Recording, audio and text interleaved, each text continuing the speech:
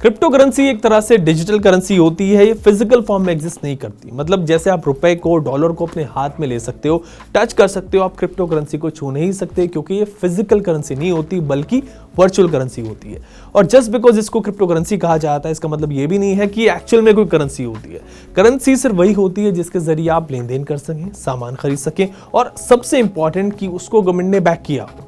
Suppose कोई 100 रुपए का नोट है, तो भले ही उसकी अपनी वैल्यू कुछ ना हो, it's just a piece of paper, but वो करेंसी है कॉज उसे गवर्नमेंट ने बैक किया है। गवर्नमेंट की और रिजर्व बैंक की गारंटी आपको उस पर मिलती है। क्रिप्टो करेंसी को गवर्नमेंट बैक नहीं करती, इसको government as a currency consider नहीं करती। इनको क्रिप्टो एसेट्स कहा जाता है। लाइक स्टॉक मार्केट में शेयर्स होते हैं जिनमें आप ट्रेड कर सकते हैं, और ये पूरी तरह से वर्चुअल होती है।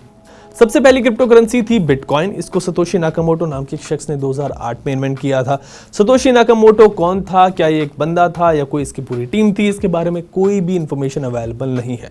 क्रिप्टो शुरू हुआ था जब 2008 में फाइनेंशियल क्राइसिस आया था। बैंक्स ने उस वक्त काफ़ी सारे मैनिपुलेशंस किए थे, लोगों ने दुनिया भर में अपना काफ़ी पैसा गंवाया था, और पूरी दुनिया में एक फाइनेंशियल क्राइसिस उस वक्त आ गया था। और क्रिप्टो को क्रिएट करने का मकसद भी यही था, पर्पज़ यही था कि बीच में मीडिएटर को यानी कि बैंक्स को हटा दिया जाए और लोग अपना पैसा बिना किसी मीडिएटर के ट्रांसफर कर सके।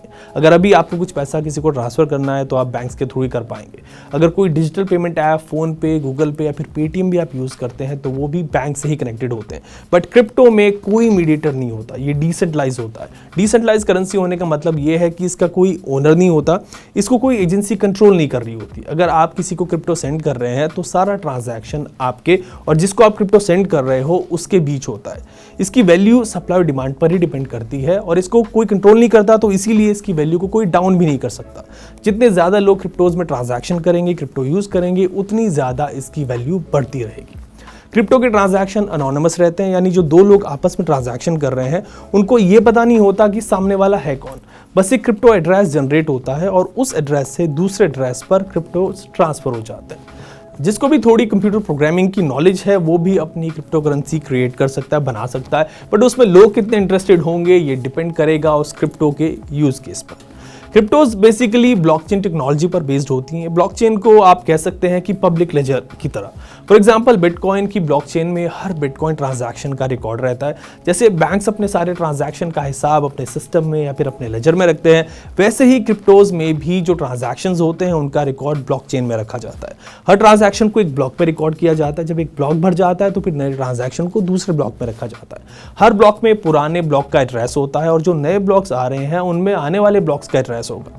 इस प्रोसेस की वजह से ब्लॉक्स की एक पूरी चेन बन जाती है और इसीलिए इसको ब्लॉकचेन कहा जाता है।